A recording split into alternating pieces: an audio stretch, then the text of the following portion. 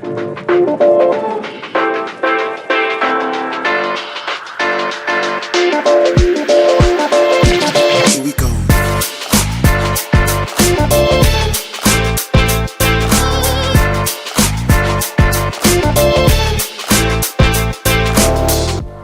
Hey guys, welcome to Under Construction with Jerry Keenan, the Alliance for Actions podcast. This is where you can hear directly from the decision makers building a better future in New Jersey. Be sure to subscribe on your preferred platform so you never miss an episode. Now, here's Under Construction with Jerry Keenan. And hello, how are you, everybody? I'm Jerry Keenan, and this is Under Construction with Jerry Keenan. And what we do here is we talk with the leaders of the construction industry, the people that you need to know, you need to get to know.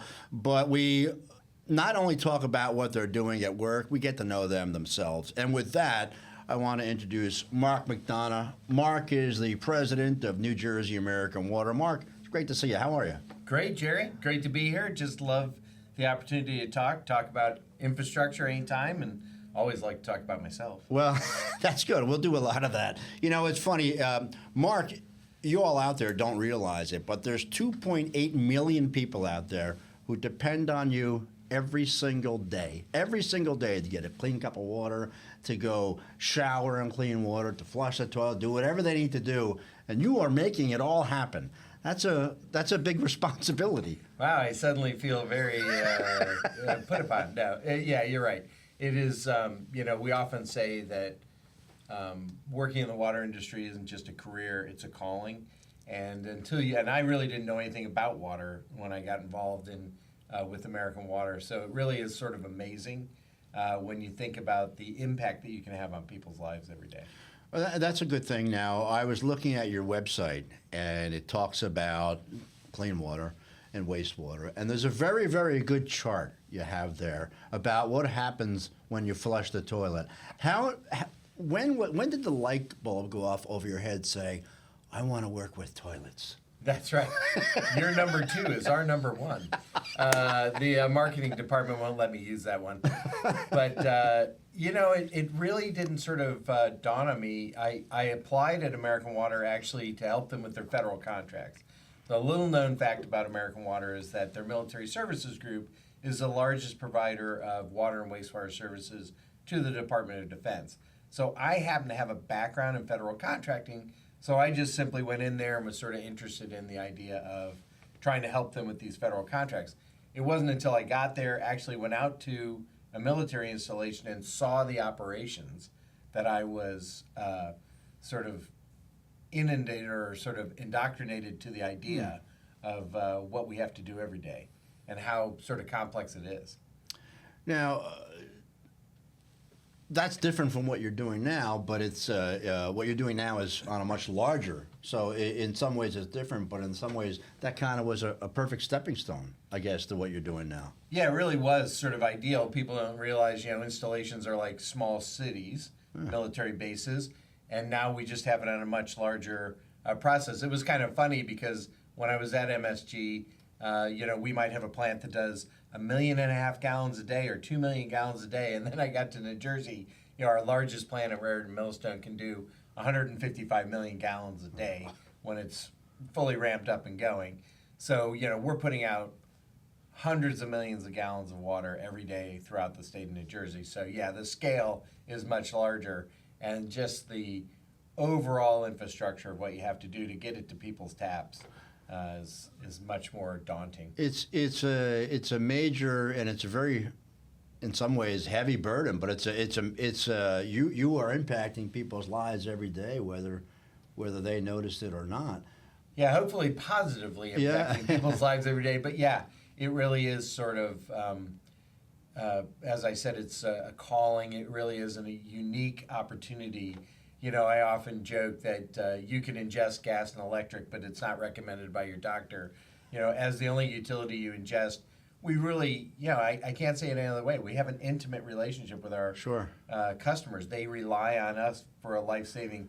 The Romans proved we can go a long time without electricity, have quite an empire, but they knew that they needed water right away. Right. When I think about water and other utilities, you're a football fan, right? Absolutely. It's like you never hear the offensive linemen's names until there's a penalty when they call for holding. I got to believe no one thinks about New Jersey American Water until the water's not coming out of the tap or there's a problem with the sewage. Absolutely. That's the unfortunate thing, is that we are pretty anonymous most of the time. I would say that we work hard to try to be part of the community that we're in, or the communities that we're in, so that people get to know us a little bit. But by and large, most people were very anonymous. And it's kind of funny, people don't think about the fact that at 3 a.m. there might be, 4 or 5 of my teammates in a hole when it's 10 degrees outside trying to put a clamp on a 16-inch or a 30-inch line to ensure, and that family just wakes up in the morning and they have water, having no knowledge of sort of the struggle that went on throughout the night. And also running plants. I mean, one of the things, and I'm not a technical guy. I try like heck, but they won't let me turn any knobs or touch any buttons. But one thing I've sort of gleaned as I've gone through this is the idea that it's really a bit of an art form as much as it is science to running a water plant. There's so many different inputs. Unlike sort of electricity and gas, which is all very sort of controlled through pipelines, water comes in literally from rivers, from surface water sources. Mm-hmm. And you can imagine what gets into the water in the outside world, and then we have to sort of work it through the plant. And it really is, the operators have to have a feel for sort of where the water is and what's happening with it.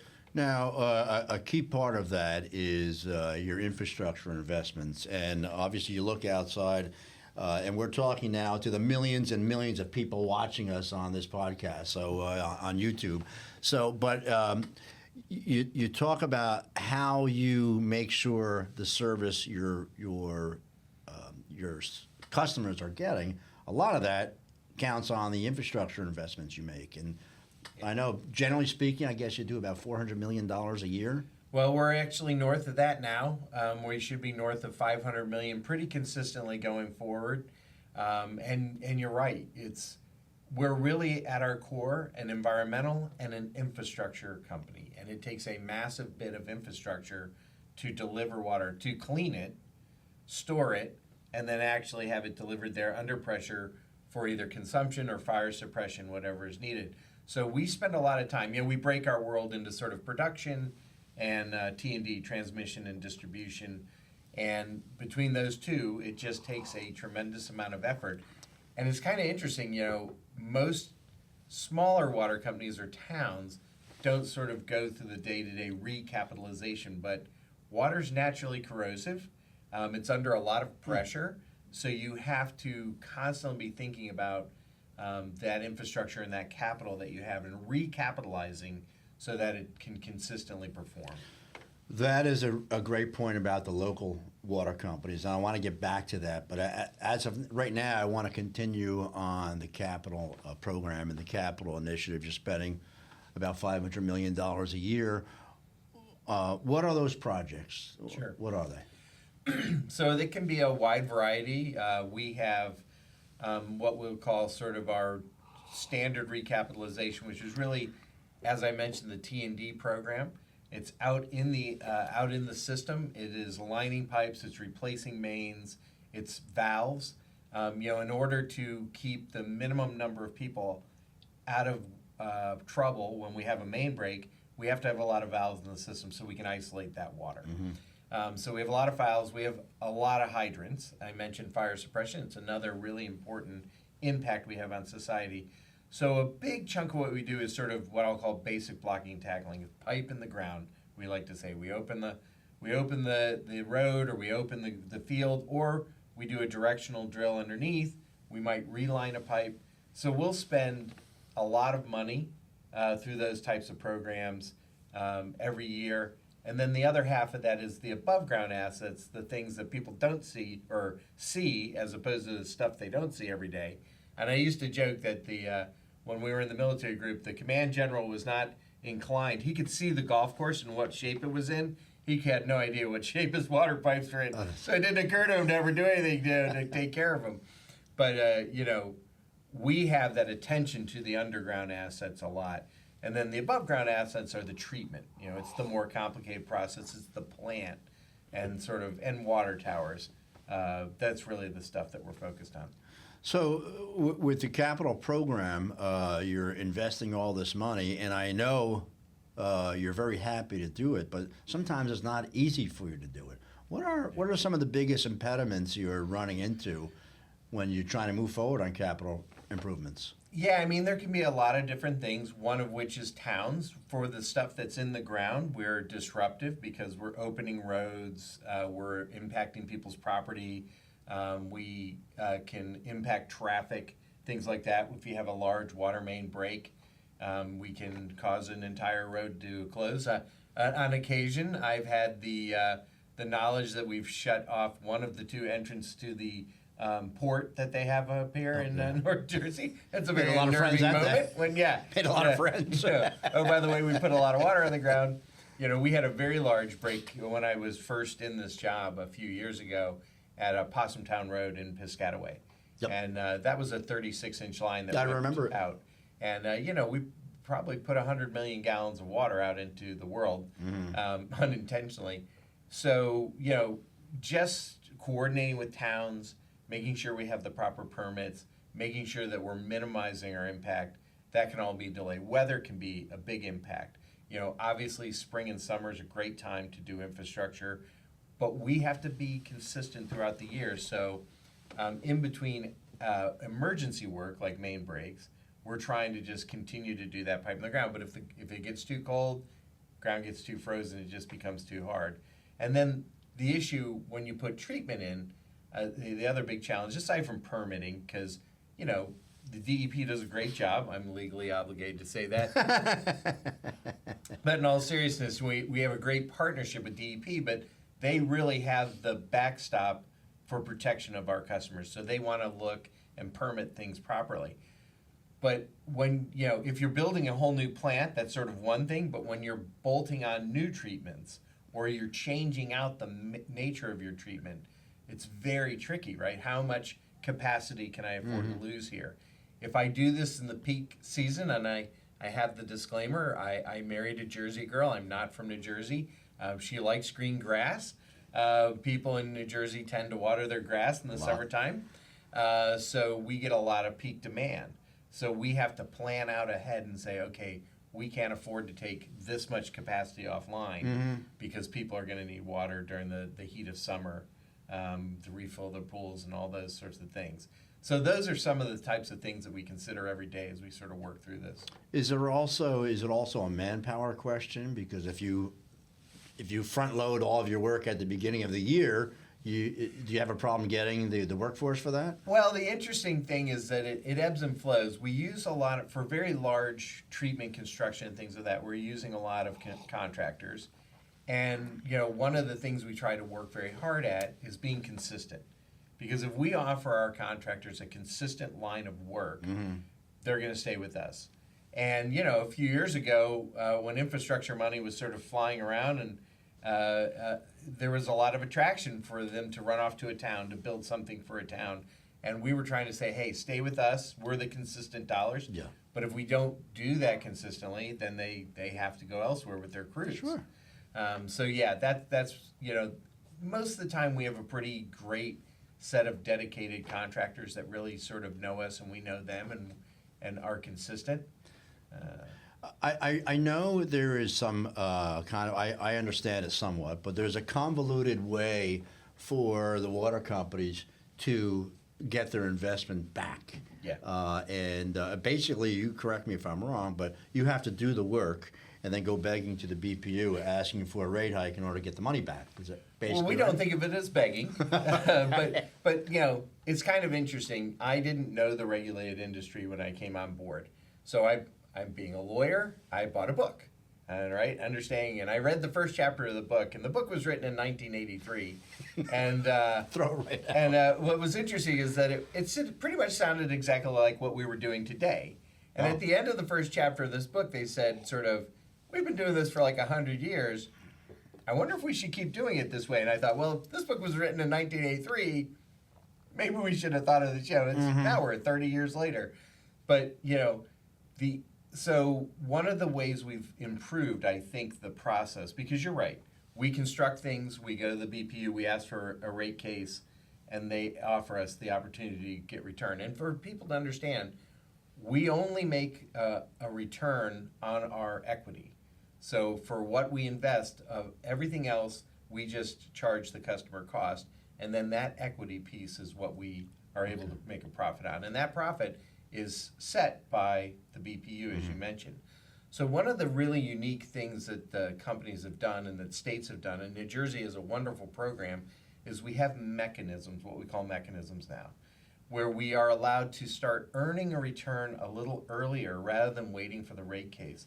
And what's nice about this is it's very good for the customer. It's good for us because we can attract better equity by being able to get a return quicker. And it flattens out the customer's bill. So rather than see a large increase with a rate case, they see a very small incremental charge. And to give you a sense, like, you're literally, for our most recent mechanism, talking less than $1 would be the first charge on their bill. And so for the cost of, I like to say for the cost of a Happy Meal, we will have put several $100 million worth of a Happy Meal a month, by the way. We will put several $100 million worth of capital into the ground to help make the systems better.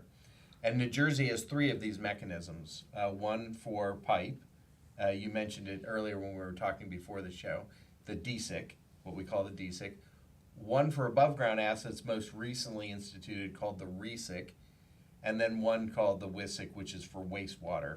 And all that SIC on the end, by the way, is System Improvement Charge. So it's just a small charge on the bill. And it really helps the customers and really helps us. Now, I remember we've worked with New Jersey American Water for many, even before there was a New Jersey American Water, by the way, Mark, before you.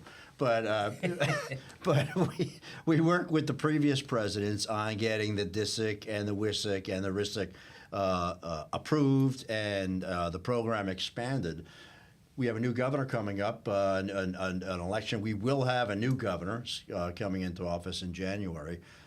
We, as the Alliance for Action, put together every 4 years with the gubernatorial election a white paper, a list of recommendations for the next governor, so he or she knows what's important to the thousands of people that we represent.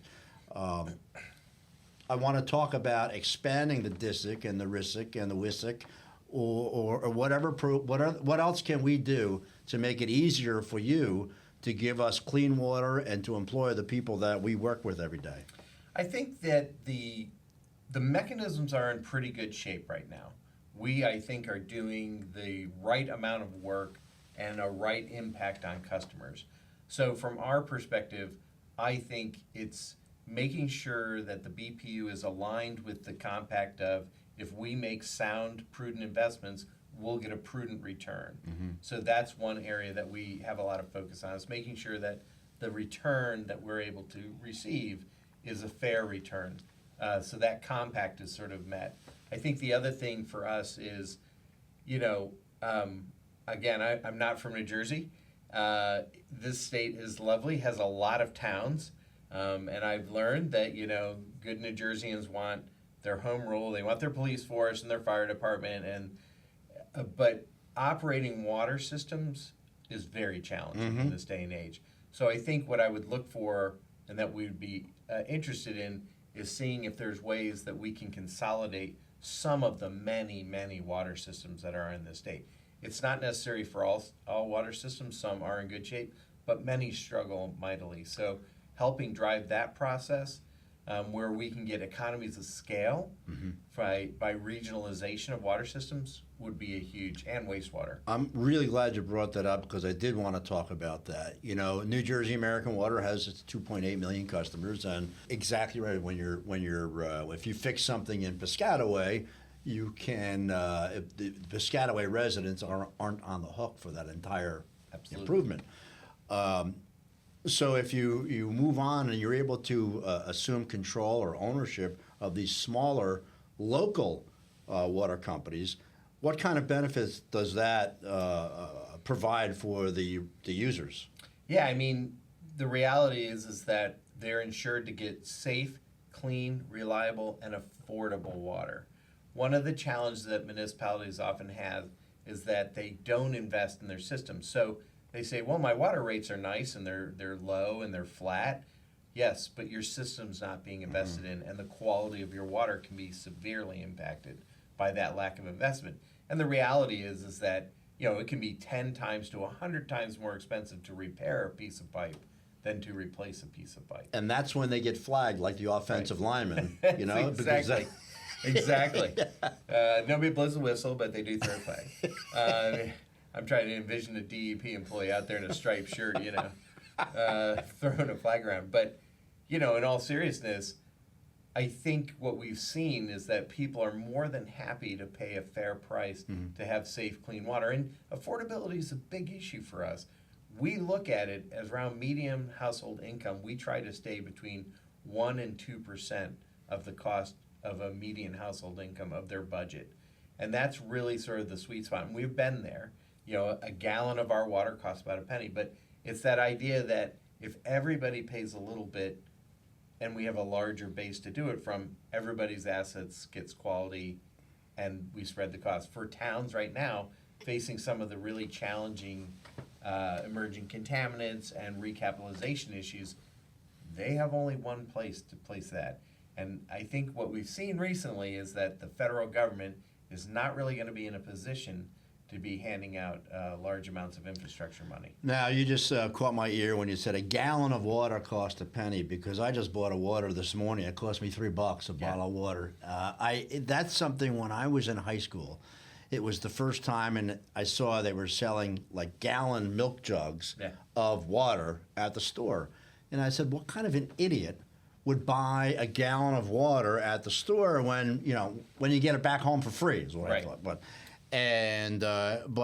who's the idiot? They're making tons and tons of money, but it goes like it doesn't make any sense that people are buying this water. And we're a penny a gallon. A gallon of bottled water costs somewhere between $1 and $10 a gallon, and it is crippling. So it can be very crippling to a family budget, particularly in underserved communities. But most importantly, it's a catastrophe for the environment. The amount of plastic that we generate every day and that goes out and ends up in our oceans and our waterways, because we're the ones relying on those waterways, people have no idea. The amount of microplastics in the average human being, people have no idea. These shed off of plastics. And so the amount of plastics that we're using is really, it's the most hidden environmental challenge that America and the world faces, frankly. Wow. Mark, you and I have known each other for a long time, and this is undoubtedly the most serious conversation we've ever had. I'll never forget the day when I learned what kind of a character you are. The first time you ever came and spoke at one of our events upstairs, and you had your Yeti, although it was not that Yeti. It was full of college labels and stickers, and you went on to say, "This is, this is what I got." At the time, it was like my $250,000 Yeti. Now it's gone up a little bit in price. But that's what you got for your money. And I write a check, and I get a sticker from the college I write it to. So, growing up, were you the class clown? Were your parents getting calls from the principal? Mr. McDonough, I need you to come down here. That was actually my older brother. My older brother, Michael, bless him, in the 70s went through and got his school pictures taken under the name Rocky Raccoon. He really did that? He really did. And he went to Walsh Jesuit High School in Akron, Ohio, which is a very strict boys' high school. And so he went through and got his pictures taken as Michael, and then he went through again and got his pictures taken as Rocky. That is so incredible. They called my house looking for Rocky Raccoon to pay for these pictures. So my father said, "Oh, well, just make him pay for it. Like, that'll fix him." Oh, yeah, right, yeah. 2 sets of pictures. But I was I was not what you would say a stellar student. Okay. Well, another thing we got in common. Yeah.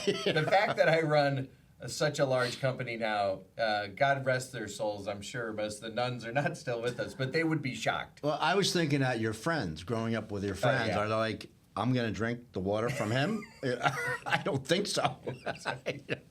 I always think about that as well. But when people see what I'm doing.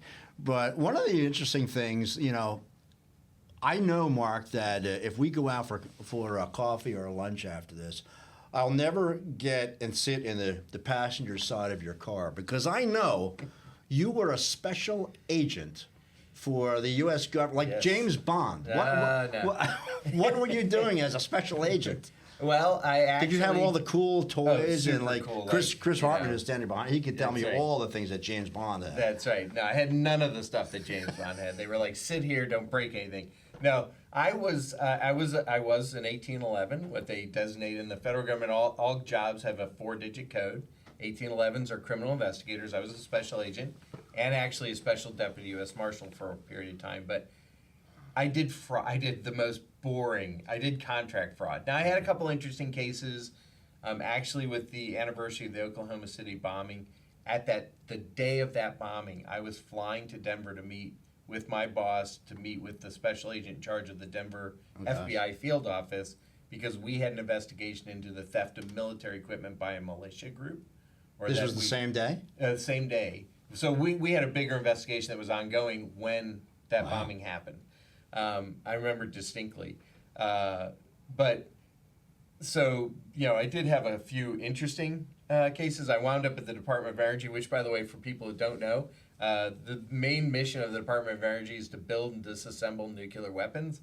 I thought, wow. I had no idea, right? Me neither. Yeah, it is. I had to have a Q clearance. That's probably the most James Bond thing. That is a clearance for special compartmentalized information around nuclear material, because now I didn't do much investigating that unclassified information, things of that nature. And if I did, I would have to kill you if I told you. But I mostly did contract fraud, which is actually how I got into American Water, because I became very good and expert at government contracts. So I brought that expertise to American Water. So you're telling me this, all I'm thinking of, someone gives you a tape player and you listen to the instructions, and if you choose to take this mission, and all of a sudden the tape goes up in smoke. It's gone. Yeah, that's how antiquated it is. I'll tell you how old I am. I mean, when I started as a special agent, we carried around pockets full of coins because there were no cell phones. Sure. If we had to report back to somebody, it was find a payphone, drop some quarters in, drop some dimes in. That's the favorite part. One of my favorite parts about being a dad is telling my kids, back in the old days, we didn't have these cell phones. I had to find a payphone. If I didn't have a dime, I was stuck. I got in so much trouble. I told this story the other day to somebody. I got one of the first cell phones, and we had walkie-talkies. We were doing a mobile surveillance on a car, and they were like, use the cell phone. And it kept saying roaming, roaming. And I'm like, roaming? What is roaming? And then I got back to the office. My boss got the bill. She was like, what did you do? I'm like, I don't know. You said to use this phone. The funny thing about cell phones is I remember the first time I ever got a cell phone. I was a reporter for a radio and TV station up in Sussex County, and they were opening up the missing link of Route 287 in Riverdale. And so I went down there, and I drove down Route 287. I drove the wrong way because the road was closed. And Governor Flory was there, and everyone else was there. But before I left, the owner of the station called me into his office, and he gave me a briefcase. And he opened it up, and he said, I borrowed this from my friend. And it was this enormous phone that came in a briefcase. It was a two-handed job. And but it was the coolest thing I ever saw, a cell phone. Back then, they called them car phones. And so I went down there and I called in. I think I put the briefcase down, hold the phone with both phones, hold the phone with both hands because it was so big. As and it got hotter and hotter and hotter. Yeah. And I called in the report. So I remember those. Well, that's interesting. You talk about technology. New Jersey American Water must be investing in technology and new technology all the time. Tell us about that. Yeah, so there's a lot of technology. As much as I said it's sort of instinct, we're trying to stay ahead. So we use a lot of programs like SCADA, which is System Command and Data Acquisition. So we bring in a lot of data, and we have very sophisticated software systems. One of the interesting things that we've seen, because we're so, we're nationwide, American Water is, we clean about 1 billion gallons of water a day, is that we intentionally, for all the networks we have with our customers and our finance information and all that, we intentionally isolate our plants, so that in the event that we have a cyber incident, the plants are not going to be vulnerable to an outside attack, if you will. So we use a lot of sophisticated software, a lot of sophisticated technology. One of the things we're looking at is artificial intelligence and predictive modeling. So we have to replace all the lead service lines in the state of New Jersey. We're well into that program. We have potentially 60,000 lines to replace. We're about 12 or 15,000 lines in, I believe, at this point.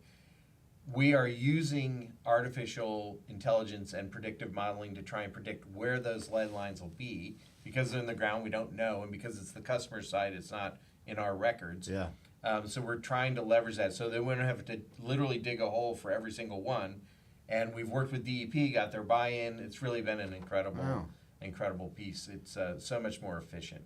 Well, that's the way of the world. Technology is you got to keep up with the new technology, or you'll be left behind. I just tell my children that I hope my computer overlords are kind to me in my old age. Yeah.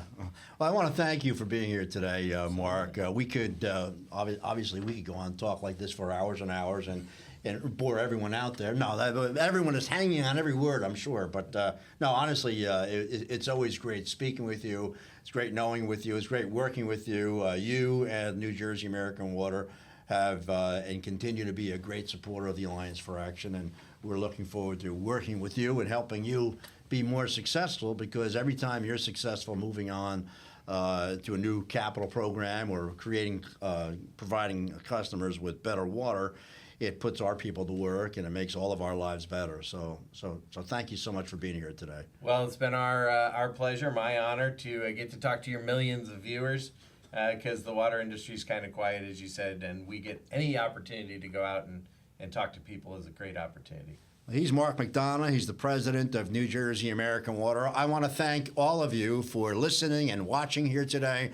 This is Under Construction with Jerry Keenan. If you have any questions, give us a call. If you like what you see, go on social media and talk about it, and use our hashtag Building a Better Future, and you can tag us at NJ Alliance for Action. Give us a call if you have any questions. If you'd like to be one of our next attendees or speakers on Under Construction, we can talk with you about that as well. We've got a lot coming up over the next few months here at the Alliance for Action. We're working on water, we're working on transit work, we're working on hospital work, trying to make everything better for all of you out there. Thanks for watching, and we'll see you next time. Bye-bye. Thanks for tuning in. Under Construction with Jerry Keenan is a production of the New Jersey Alliance for Action. Make sure to subscribe and click the notification bell so you never miss an episode, and be sure to follow us wherever you get your podcasts. Don't forget to follow on LinkedIn, Instagram, and Facebook. To learn more about membership and events, go to alliancefораction.com. Together, we're building a better future. We'll see you next time.